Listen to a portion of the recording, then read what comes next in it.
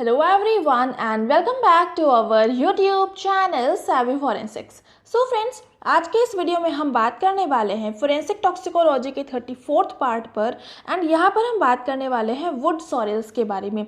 जो बेसिकली हो सकता है आप में से काफ़ी सारे स्टूडेंट्स को वुड सॉरेल्स नहीं पता होगा कि ये क्या होता है, क्योंकि ये थोड़ा सा नया टर्म है। लेकिन अभी जब इसको हम पढ़ेंगे ना तो आपको पता होगा कि ये बेसिकली क्या होता है। तो इसके बारे में समझेंगे, इसके एग्जामिनेशन जो होते हैं, केमिकल एग्जामिनेशन कौन कौन से होते हैं उनके बारे में डिस्कस करेंगे, sign and symptoms, postmortem appearances और इसका जो मेडिको लीगल एस्पेक्ट है, इन सारी चीज़ों के बारे में आज हम डिस्कस करने वाले हैं। और कुछ इसके जो बेसिक से पॉइंट्स होंगे, इंपॉर्टेंट पॉइंट्स, उनके बारे में आज हम डिस्कस करेंगे। तो ये टॉपिक जो है आपके नेट के एग्जाम पॉइंट ऑफ व्यू से बहुत ज़्यादा इंपॉर्टेंट होने वाला है। तो जल्दी से स्टार्ट कर लेते हैं और यहाँ पर सबसे पहले हम बात कर लेते हैं इसके बारे में। सो बेसिकली जो आपका वुड सॉरेल्स होता है वो आपका अदर नेम होता है ऑक्जेलिक एसिड का। ठीक है, तो ऑक्जेलिक एसिड के ही काफ़ी सारे अलग अलग नाम होते हैं, तो उसी को हम उसमें से एक नाम होता है वुड सॉरेल्स और बाकी के जो नाम होते हैं उनको भी हम आगे वाली स्लाइड में समझेंगे। सो बेसिकली जो ऑक्जेलिक एसिड होता है उसका जो केमिकल फॉर्मूला होता है वो होता है C2H2O4 और ये एक तरह का आपका कलरलेस कंपाउंड होता है जो कि ट्रांसपेरेंट एंड प्रिज्मेटिक क्रिस्टल्स का फॉर्मेशन होता है। मतलब ये जो क्रिस्टल्स के फॉर्मेट में अवेलेबल होते हैं ऑक्जेलिक एसिड, या आपके जो क्रिस्टल्स होते हैं ये प्रिज्मेटिक स्ट्रक्चर के होते हैं जो कि ट्रांसपेरेंट होते हैं और समटाइम्स ये वाइट भी होते हैं। ठीक है, इसकी जो रिजेम्बलेंस होती है ये आपकी मैग्नीशियम सल्फेट जैसी होती है। मतलब जो मैग्नीशियम सल्फेट होता है उसी के जैसे दिखने में आपका ऑक्जेलिक एसिड भी होता है।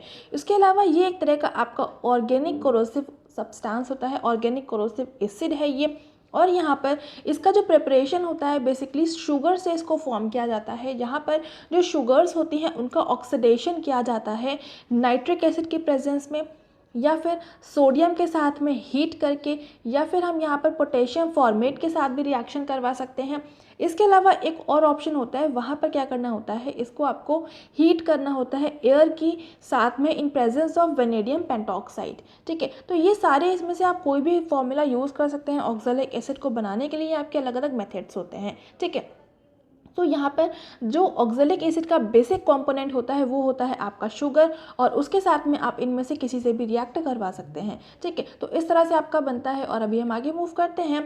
और यहाँ पर बेसिकली जो आपका ऑक्जेलिक एसिड है इसका सबसे पहले जब इसका आइसोलेशन हुआ था वो एक तरह के फ्लावरिंग प्लांट से हुआ था जिसका जीनस जो था वो ऑक्जेलिस था और वो जो ऑक्जेलिस का पूरा प्लांट था उसका जो कॉमन नेम था वो था वुड सॉरेल्स। ठीक है, तो सबसे पहले ऑक्जेलिक एसिड को इस प्लांट से ही एक्सट्रैक्ट किया गया था, इसको आइसोलेट किया गया था, तो इसी वजह से हम इसको ऑक्जेलिक एसिड कहते हैं। और साथ में जो ऑक्जेलिस का जो कॉमन नेम था वो था उसका वुड सॉरेल्स, तो इसी वजह से ऑक्जेलिक एसिड का जो अदर नेम होता है वो इसका वुड सॉरेल्स अदर नेम होता है। ये जो आपका ऑक्जेलिक एसिड है ये एक तरह का सिंपलेस्ट डाई कार्बोक्सिलिक एसिड है जिसको हम वुड सॉरेल्स, वुड ब्लीच या फिर क्रैब एसिड भी कहते हैं। इसका जो IUPAC नेम होता है वो होता है एथेन डाइओइक एसिड। ठीक है, तो यहाँ पर ये जितने भी चारों नाम हैं ये आपको पता होने चाहिए, यहाँ से आपके एग्जाम में डायरेक्टली क्वेश्चन बन सकता है। और ये भी आपको पता होना चाहिए कि इसको कौन से प्लांट से आइसोलेट किया गया था। ऑक्जेलिस जीनस जो ऑक्जेलिस जीनस का एक प्लांट था उससे एक्सट्रैक्ट किया था। उस प्लांट का जो कॉमन नेम था वो वुड सॉरेल्स था और वो एक तरह का आपका फ्लावरिंग प्लांट था। तो ये सारे पॉइंट्स आपके नेट के एग्जाम पॉइंट ऑफ व्यू से बहुत इंपॉर्टेंट हो जाते हैं। इसके अलावा जो ऑक्जेलिक एसिड होता है उसमें जो एसिडिक स्ट्रेंथ होती है वो कंपैरेटिवली हाई होती है और ये एक तरह का रिड्यूसिंग एजेंट होता है। इसके जो कॉन्जुगेट बेस होते हैं वो आपके ऑक्जेलेट होते हैं और जो ऑक्जेलेट होते हैं बेसिकली चिलेटिंग एजेंट्स की तरह काम करते हैं मेटल कैटायंस के लिए। ठीक है, इसके अलावा जो ऑक्जेलिक एसिड की जो मेन एप्लीकेशन होती है वो बेसिकली कुछ भी क्लीन करने में या फिर ब्लीच करने में, ब्लीच में स्पेशली जो आपकी पल्प वुड रहता है उसको ब्लीच करने में, जो पल्प वुड आपका पेपर के फॉर्मेशन के पर्पज़ से यूज़ करा जाता है उसको ब्लीच करने में यूज़ करा जाता है। उसके अलावा जो रस्टिंग होती है किसी भी सरफेस पर, उसको रिमूव करने के लिए किया जाता है। जो रस्टिंग होती है बेसिकली आयरन कॉम्प्लेक्सिंग एजेंट्स होते हैं, और ये जो ऑक्जेलिक एसिड होता है इसका यूज़ रस्टिंग को रिमूव करने के लिए यूज़ करा जाता है, क्योंकि ये एक तरह का स्टेबल फॉर्म बनाता है और ये वाटर सॉल्युबल सॉल्ट होता है जो कि फेरिक आयरन के साथ में रिएक्ट करके फेरी ऑक्सलेट आयन बनाता है और ये इजीली रिमूव हो जाता है। ठीक है, तो ये भी काफ़ी इंपॉर्टेंट पॉइंट बन जाता है आपके नेट के एग्जाम पॉइंट ऑफ व्यू से, तो उसको याद कर लीजिएगा। उसके अलावा एक बहुत अच्छा क्वेश्चन बन सकता है, पेपर बनाने के लिए जो पेपर बनता है उसके फॉर्मेशन के लिए जो पल्प यूज़ करा जाता है, तो उस पल्प वुड को, जो आपका वुड से पल्प एक्सट्रैक्ट करते हैं, जो बेसिक कंपोनेंट होता है पेपर के मैन्युफैक्चरिंग में, तो उसके ब्लीचिंग के पर्पज़ से उसको ब्लीच करने के लिए कौन से एसिड को यूज़ करा जाता है, तो यहाँ पर ये हो जाएगा आपका ऑक्जेलिक एसिड। तो ये काफ़ी अच्छा क्वेश्चन बन सकता है, तो इसको बहुत अच्छे से समझ कर याद कर लीजिएगा। ठीक है, तो ये हो गया। इसके अलावा जो ऑक्जेलिक एसिड होता है, इसकी अगर हम टॉक्सिसिटी की बात करें तो ये आपका किडनी फेल्योर कॉज कर सकता है। अगर ऑक्जेलिक एसिड आपकी बॉडी में है, बेसिकली बॉडी में होता है वो कैल्शियम ऑक्जेलेट के फॉर्मेट में होता है, लेकिन ये जो कैल्शियम ऑक्जेलेट होता है ये प्रेसिपिटेट करके सॉलिड फॉर्म में जब कन्वर्ट हो जाता है और इसकी एक्सेस होने लगती है, तो इसकी वजह से आपका किडनी फेल्योर हो जाता है और ये जो आपके किडनी स्टोन्स जो बन जाते हैं, तो उसका जो मेन कंपोनेंट होता है वो आपका कैल्शियम ऑक्जेलेट होता है। ठीक है, मतलब कैल्शियम जो रहता है वो ऑक्जेलिक एसिड के फॉर्मेशन से बनता है, तो उसको कैल्शियम ऑक्जेलेट कहते हैं, और जो उसका मेन कंपोनेंट होता है वो आपका कैल्शियम होता है। उसके अलावा जो ऑक्जेलिक एसिड रहता है वो जनरली हाई होते हैं, मतलब हाई अमाउंट में अवेलेबल होते हैं, ऑक्जेलेट्स के फॉर्म में अवेलेबल होते हैं। वो जितने भी आपके स्पिनिच फैमिली के मेंबर्स होते हैं या फिर जो आपके ब्रासिकास फैमिली के मेंबर्स होते हैं, जैसे कि आपका कैबेज है, ब्रोकली है, ब्रोसेल्स स्प्राउट्स, ये सारी चीज़ों में आपके जो ऑक्जेलेट्स होते हैं उनका कंपोनेंट, उनका जो अमाउंट रहता है वो कंपैरेटिवली हाई होता है। और एक्सेस ऑक्जेलेट्स अगर आपकी बॉडी में हो जाते हैं तो इसकी वजह से जो ऑक्जेलेट्स जो होते हैं, आयंस जो होते हैं, ये आपकी सेल के अंदर एंटर करने लगते हैं। और जब ये आपके सेल के अंदर एंटर करते हैं तो जो सेल के अंदर आपकी जो माइटोकॉन्ड्रिया अवेलेबल होती है उसमें उसकी जो प्रॉपर फंक्शनिंग होती है उसमें कॉम्प्लिकेशंस ये क्रिएट करते हैं, और इस चीज़ को हम बोलते हैं माइटोकॉन्ड्रियल डिसफंक्शन। ठीक है, तो जब ये आपकी माइटोकॉन्ड्रिया के अंदर इंटर करके उसकी जो प्रॉपर फंक्शनिंग होती है उसको डिस्टॉर्ट करते हैं, उसमें प्रॉब्लम क्रिएट करते हैं, तो उस चीज़ को हम बोलते हैं माइटोकॉन्ड्रियल डिसफंक्शन, क्योंकि उस वजह से जो आपकी माइटोकॉन्ड्रिया है वो प्रॉपरली अपना फंक्शन नहीं अच्छे से कर पा रही होती, तो इसी वजह से इसको हम बोल देते हैं माइटोकॉन्ड्रियल डिसफंक्शन। और आई होप ये चीज़ आपको सभी को पता होगी कि जो माइटोकॉन्ड्रिया होता है वो आपका पावर हाउस होता है आपकी सेल का, क्योंकि जितनी भी एनर्जी जनरेट होती है वो सारी की सारी एनर्जी आपकी माइटोकॉन्ड्रिया से ही जनरेट होती है। ठीक है, तो ये काफ़ी इंपॉर्टेंट पॉइंट हो जाता है। और अभी हम आगे मूव करते हैं और अब हम बात कर लेते हैं इनके जो साइन एंड सिम्टम्स होते हैं उसके बारे में। सो बेसिकली जो आपका ऑक्जेलिक एसिड होता है इसके जो एक्शन होते हैं वो लोकल भी हो सकते हैं और रिमोट भी हो सकते हैं, या फिर दोनों साइमल्टेनियसली भी हो सकते हैं, जिसको हम लोकल रिमोट एक्शन कहते हैं। तो आई होप आपको कुछ स्टूडेंट्स को ये चीज़ नहीं पता होगी, तो उसके लिए मैंने प्रीवियसली पहले ही इन सब के वीडियोज़ बना रखे हैं। जो आपके एक्शन होते हैं पॉइजन्स के वो सभी ऑलरेडी हम पूरा डिटेल में डिस्कस कर चुके हैं, तो इसको आप प्रीवियस वीडियो देख लीजिएगा, पूरी प्लेलिस्ट है वहाँ पर आपको मिल जाएगा, तो आपको ये चीज़ क्लियर हो जाएगी। ठीक है, उसके अलावा यहाँ पर नमनेस होती है एक्सट्रीमिटीज़ में। जो आपकी एक्सट्रीमिटीज़ होती हैं, एक्सट्रीमिटीज़ का मतलब होता है जैसे कि आपके हैंड्स हैं, आपके लेग्स हैं, तो उसमें नमनेस का मतलब होता है थोड़ी सी लूजनेस सी रहती है, थोड़ा सा लेजीनेस सी रहती है, तो ये चीज़ आपकी देखने को मिलती है। उसके अलावा टिंगलिंग इन बॉडी, मतलब कि जो टिटेनी वाला फीचर हो जाता है जिसको हम लॉक जॉ बोलते हैं, या फिर जो आपकी बोन में आपके अचानक से बिल्कुल स्ट्रेटनेस होने लगता है, उसमें आपका मूवमेंट प्रॉपर्ली नहीं हो पाता है, तो उस चीज़ को हम बोलते हैं टिंगलिंग इन बॉडी, जो कि आपका टिटेनी का फीचर होता है। इसके बाद में नेक्स्ट है आपका कार्पोपीडल स्पाज्म। कार्पोपीडल स्पाज्म का मतलब होता है जो हैंड्स और फीट होते हैं उसमें अचानक से बहुत ज़्यादा सा कॉन्ट्रैक्शन और रिलैक्सेशन देखने को मिलता है। सो बेसिकली अचानक से किसी किसी टाइम पर बहुत ज़्यादा जो कॉन्ट्रैक्शन होता है उस चीज़ को हम बोलते हैं कार्पोपीडल स्पाज्म, और ये बेसिकली आपके जो हैंड और फीट होते हैं उसी में होता है। इसके अलावा टॉनिक स्पाज्म ऑफ लिम्स, यहाँ पर स्पेलिंग मिस्टेक है, ये SPASM होगा। सो टॉनिक स्पाज्म ऑफ लिम्स को हम पैरोक्सिस्मल डिस्टोनिया भी कहते हैं। सो बेसिकली जो पैरोक्सिस्मल डिस्टोनिया है या फिर जिसको हम टॉनिक स्पाज्म ऑफ लिम्स कहते हैं, तो ये एक तरह का आपका न्यूरोलॉजिकल कॉन्ट्रैक्शन होता है जहाँ पर आपकी जो नर्व्स होती हैं उसमें कॉन्ट्रैक्शन देखने को मिलता है।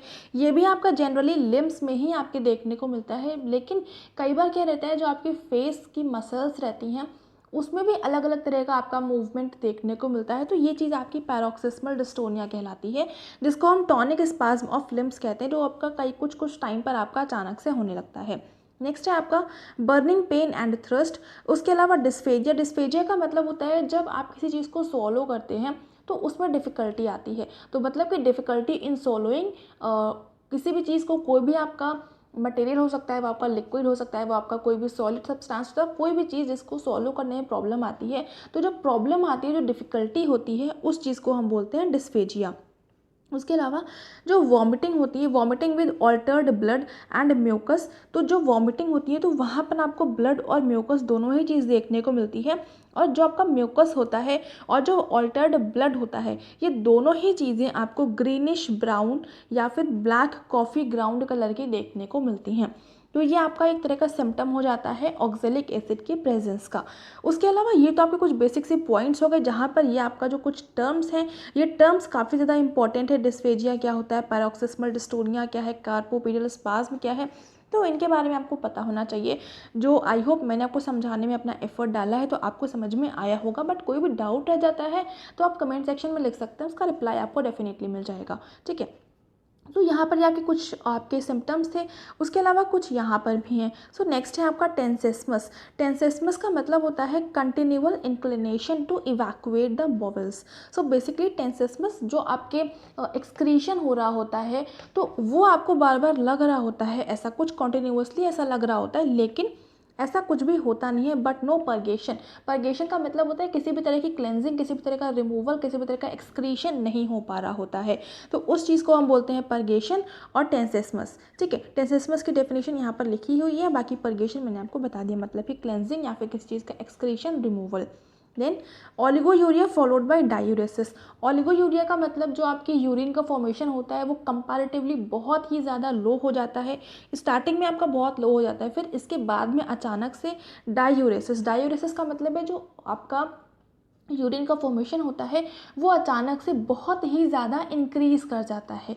ठीक है, तो ये चीज़ होती है, मतलब पहले बहुत कम हो जाता है, उसके बाद में अचानक से बिल्कुल इंक्रीज़ कर जाता है। मतलब पहले मान लीजिए इतना बन रहा है तो वो फिर इंक्रीज़ करके आपका बहुत ज़्यादा लेवल तक पहुंच जाता है। तो ये चीज़ होती है आपकी ओलिगोयूरिया एंड डायूरेसिस। देन ऑक्सिलयूरिया। ऑक्सिलयूरिया का मतलब होता है जो कैल्शियम ऑक्सलेट के क्रिस्टल्स होते हैं वो आपको यूरिन में देखने को मिलते हैं। देन हिमाटोयूरिया। हिमाटोयूरिया का मतलब होता है जो आपका ब्लड होता है, जो हिमाटिन सब्सटेंस होता है वो आपका यूरिन में देखने को मिलता है। तो ये सारे कुछ आपके सिम्टम्स होते हैं। और उसके अलावा रीनल एक्यूट फेल्योर, जो आपकी किडनी होती है तो उसमें आपका एक्यूट फेल्योर कॉज करता है। और जो आपका रीनल टर्म है ये बेसिकली किडनी के पर्पज़ से यूज़ करा जाता है, तो इसी वजह से यहाँ पर लिखा हुआ है एक्यूट रीनल फेल्योर। ठीक है, तो ये बेसिकली कुछ आपके इस तरह के इंपॉर्टेंट साइन एंड सिम्टम थे। और यहाँ पर काफ़ी सारे इंपॉर्टेंट से टर्म्स भी हैं जो आपके नेट के एग्जाम पॉइंट ऑफ व्यू से इंपॉर्टेंट हो सकते हैं, जो कि मैंने यहाँ पर आपको एक्सप्लेन करे हैं। आई होप समझ में आए होंगे और इनको बहुत अच्छे से याद कर लीजिएगा। आपके नेट के एग्जाम पॉइंट ऑफ व्यू से ये सारे के सारे टर्म्स बहुत ही ज़्यादा इंपॉर्टेंट हो जाते हैं। डायरेक्टली यहाँ से काफ़ी सारे क्वेश्चंस बन सकते हैं। ठीक है, और उसके अलावा अभी हम आगे मूव करते हैं और इसकी जो फेटल डोज होती है वो 15 ग्राम्स होती है, 15 to 20 ग्राम्स के बीच में रहती है। और जो फेटल पीरियड रहता है वो आपका 1 to 2 आवर्स का होता है। देन आगे मूव करते हैं तो यहाँ पर अभी हम बात कर लेते हैं पोस्टमार्टम अपीयरेंसेस के बारे में। तो यहाँ पर पोस्टमार्टम अपीयरेंसेस में आपको देखने को मिलता है कोरोडेड म्यूकोसा। जो म्यूकोसिस मेम्ब्रेन होती है उसमें बहुत सारा कोरोजन देखने को मिलता है। और जो म्यूकोसा रहती है वो आपकी वाइटिश एंड श्रिवल्ड हो जाती है, मतलब वाइट कलर की और बिल्कुल की कॉन्ट्रैक्टेड फॉर्म में आपको देखने को मिलती है। देन ईसोफेगस की जो सरफेस होती है उसमें लॉन्गिट्यूडिनल इरोजन्स देखने को मिलते हैं, मतलब कि अगर आपका ऑक्जेलिक एसिड आपकी बॉडी में आपकी ओरल कैविटी से एंटर किया है तो उस कंडीशन में जो आपकी ईसोफेगस की सरफेस रहती है उसमें लॉन्गिट्यूडिनल इरोजन्स, लॉन्गिट्यूडिनल मतलब कि अगर ईसोफेगस ऐसा है तो इसमें इसी तरह से आपको इरोजन्स देखने को मिलेगा, मतलब जिस जिस जगह से कांटेक्ट में आते हुए आपकी ईसोफेगस के कांटेक्ट में आया है तो उस तरह से आपकी लॉन्गिट्यूडिनल इरोजन्स यहाँ पर देखने को मिलते हैं। इरोजन बेसिकली आपका एक तरह से हम इसको कोरोजन ही कह सकते हैं। उसके अलावा स्टमक जो रहता है उसमें डार्क ब्राउन कलर का ग्रूमस लिक्विड अवेलेबल होता है, तो ये भी आपका एक सिग्निफिकेंट सिम्टम हो जाता है, एक पोस्टमार्टम अपीयरेंस हो जाती है आपके ऑक्जेलिक एसिड की प्रेजेंस को शो करने के लिए। उसके अलावा जो ब्लड वेसल्स होती हैं वो भी dark brown and black streaks उसमें अवेलेबल होती हैं और ये डिपोजिशन शो करता है कैल्शियम ऑक्सलेट का। ठीक है, सो बार बार यहाँ पर आप देख रहे हैं कि कैल्शियम ऑक्सलेट की अपीयरेंस देखने को मिल रही है। तो क्यों ये ऐसा होता है? क्योंकि जो ऑक्जेलिक एसिड होता है वो आपकी बॉडी में जो कैल्शियम अवेलेबल होता है उसके साथ में रिएक्ट करके कैल्शियम ऑक्जेलेट कंपाउंड बनवा लेता है।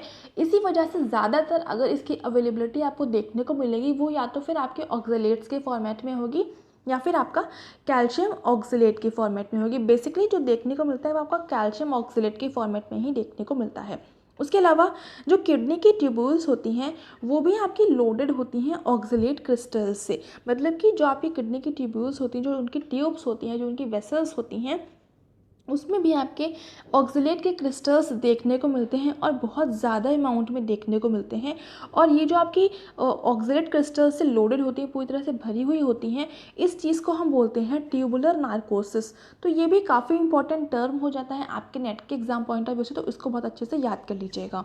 ठीक है, सो ये हो गया और अभी हम आगे मूव करते हैं और अभी हम बात कर लेते हैं इसकी मेडिको लीगल इंपॉर्टेंस की। तो मेडिको लीगल इंपॉर्टेंस बेसिकली इसकी जो प्रेजेंस है जनरली एक्सीडेंटल या फिर सब्स्टिट्यूशन के केस में देखी जाती है। मतलब एक्सीडेंटल गलती से किसी ने खा लिया या फिर सब्स्टिट्यूशन मतलब कि कोई दूसरा सब्सटेंस देना था पर वो अवेलेबल नहीं था, तो उस कंडीशन में ऑक्जेलिक एसिड दे दिया, तो ये चीज़ होती है। देन इसकी जो पॉइजनिंग होती है वो काफ़ी माइल्ड होती है लेकिन ये डैमेज बहुत ज़्यादा कॉज करती है और ये एक तरह से सुसाइडल भी हो सकता है और होमिसाइडल, मतलब ये बहुत ज़्यादा डैमेज भी नहीं कॉज करता है, मतलब ज़्यादा प्रॉब्लम नहीं क्रिएट करता है आपकी बॉडी में।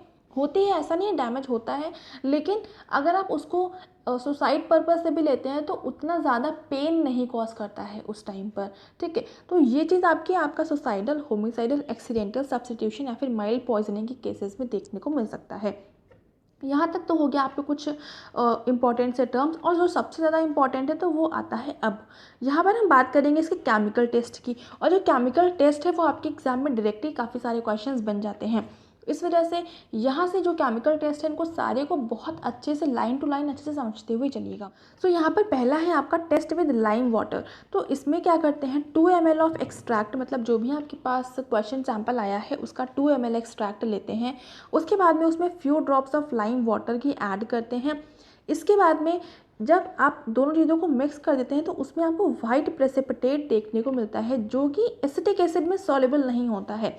एसिटिक एसिड और अमोनिया दोनों में ही ये इनसॉल्युबल होता है, लेकिन अगर हम डाइल्यूट HCl या फिर HNO3 में उसको मिक्स करें तो वो आराम से सॉल्युबल हो जाता है। तो अगर इस तरह का कुछ आपको देखने को मिल रहा है तो वो आपका शो करता है कि वहाँ पर ऑक्जेलिक एसिड की प्रेजेंस है। एक तो आपका ये टेस्ट हो गया। नेक्स्ट है आपका टेस्ट विद कैल्शियम क्लोराइड। तो कैल्शियम क्लोराइड के साथ में क्या रहता है, 2 ml एक्सट्रैक्ट लेते हैं, इसको न्यूट्रलाइज करा जाता है अमोनिया सॉल्यूशन के साथ में, मतलब 2 ml एक्सट्रैक्ट ले लिया, उसके साथ में आपने अमोनिया सॉल्यूशन को ऐड ऑन किया, उसके साथ में आपने इसमें कुछ ड्रॉप्स आपके कैल्शियम क्लोराइड सॉल्यूशन की ऐड करी, तो इसकी वजह से आपका जो वाइट प्रेसिपिटेट अगर बन जाता है तो ये शो करता है कि वहाँ पर आपके ऑक्जेलिक एसिड की प्रेजेंस है। नेक्स्ट आपका टेस्ट है test with dilute KMnO4 solution. तो यहाँ पर आपको एक्सट्रैक्ट के 5 ml लेने होते हैं, इसमें आपको कुछ ड्रॉप्स ऐड करनी होती हैं डाइल्यूट पोटेशियम परमैंगनेट सॉल्यूशन की। पोटेशियम परमैंगनेट सॉल्यूशन बेसिकली आपका ये KMnO4 सॉल्यूशन ही कहलाता है, इसका ये नाम होता है पोटेशियम परमैंगनेट सॉल्यूशन। ये आपका 0.1% वेट बाय वॉल्यूम होना चाहिए, और इसको जब हम इसमें कुछ ड्रॉप्स 5 ml एक्सट्रैक्ट में ऐड करते हैं, इसके बाद में इसमें जो एसिडिफाइड डाइल्यूट सल्फ्यूरिक एसिड होता है उसको ऐड करके वार्म करते हैं, गर्म करते हैं, तो जो कलर होता है उस सॉल्यूशन में, वो जो भी आपने जो कुछ मिक्स करने के बाद में जो आपके पास अवेलेबल था उसका जो कलर होता है वो डिस्चार्ज होने लगता है। तो इससे आपका प्रेजेंस शो करता है आपका ऑक्जेलिक एसिड की। ठीक है, नेक्स्ट टेस्ट है आपका test with silver nitrate solution. तो इसमें क्या करा जाता है, जो आपकी कुछ ड्रॉप्स होते हैं सिल्वर नाइट्रेट सॉल्यूशन की, उसको ऐड करते हैं 2 ml एक्सट्रैक्ट के साथ में। और अगर यहाँ पर आपको वाइट प्रेसिपिटेट अवेलेबल हो जाता है और वो वाइट प्रेसिपिटेट आपका अमोनिया में कंप्लीटली सॉल्युबल हो जाता है, तो ये चीज़ आपकी इंडिकेट करती है ऑक्जेलिक एसिड की प्रेजेंस को। ठीक है, तो यहाँ पर बेसिकली ये 4 तरह के टेस्ट थे ऑक्जेलिक एसिड की प्रेजेंस को शो करने के लिए, उसकी कंफर्मेशन को टेस्ट करने के लिए कि वो आपका ऑक्जेलिक एसिड है या नहीं। तो ये इस तरह के आपके 4 टेस्ट होते हैं जिसके बेसिस पर आप इनको एनालाइज कर सकते हैं। ये आपके नेट के एग्जाम पॉइंट ऑफ व्यू से टेस्ट काफ़ी ज़्यादा इंपॉर्टेंट हो जाते हैं, तो इनको अच्छे से याद कर लीजिएगा, अपने नोट्स में अच्छे से लिख लीजिएगा। ठीक है, तो यहाँ तक आपको ऑक्जेलिक एसिड का जितने भी इंपॉर्टेंट पॉइंट्स थे वो सारे के सारे मैंने यहाँ पर आपको बता दिए हैं। आई होप आपको समझ में आए होंगे। कोई भी डाउट रह जाता है तो आप कमेंट सेक्शन में लिख दीजिएगा, उसका रिप्लाई आपको डेफिनेटली मिल जाएगा। और आप हमें फॉलो कर सकते हैं हमारे Telegram channel, blogger, Facebook page, Instagram पर। यहाँ पर आपको बहुत सारा कंटेंट अवेलेबल है जो कि आपके वीडियोस में अवेलेबल नहीं हो पाता है, तो वो शॉर्ट फॉर्मेट में आपका इंस्टाग्राम और फेसबुक पेज पर अवेलेबल है। टेलीग्राम पर वैकेंसी वगैरह की नोटिफिकेशन मिल जाती है, और ब्लॉगर पर आप क्विज को अटेम्प्ट करने के लिए यहाँ पर आप हमें ज्वाइन कर सकते हैं। ठीक है, तो इन सारी जगह पर हमें ज़रूर से फॉलो कर लीजिएगा, आपका यहाँ पर ज्वाइन करने के बाद में बहुत ज़्यादा बेनिफिट होने वाला है। और अगर आपको ये वीडियो पसंद आ रहा है तो इसको लाइक ज़रूर से कर देंगे, अपने फ्रेंड्स के साथ में शेयर कर दीजिएगा ताकि उन तक भी क्वालिटी कॉन्टेंट पहुँच जाए। चैनल पर नए हैं तो चैनल को सब्सक्राइब ज़रूर से कर लेंगे, बेल आइकन प्रेस कर लेंगे for daily updates. And thank you so much for joining me here.